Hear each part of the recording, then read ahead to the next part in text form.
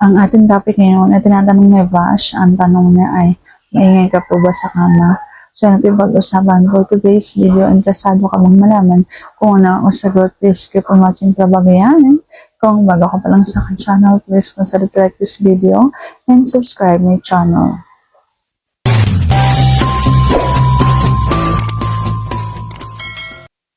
So, maingay nga ba ako sa kama? Ang sagot ko ay oo.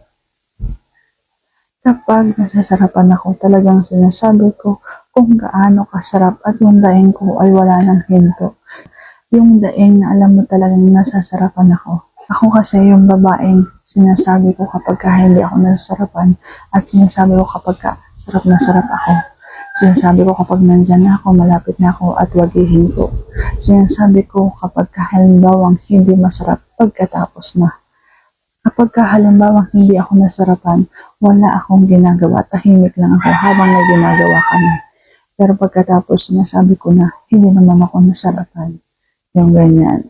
Pero kapag halimbawa sarap na sarap ako, talagang sinasabi ko yan.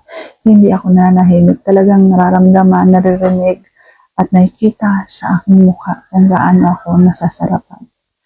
So, sana sagot yung tamang ito. If you like this video, please consider to like this video and subscribe my channel. Thank you for watching. See you on my next vlog.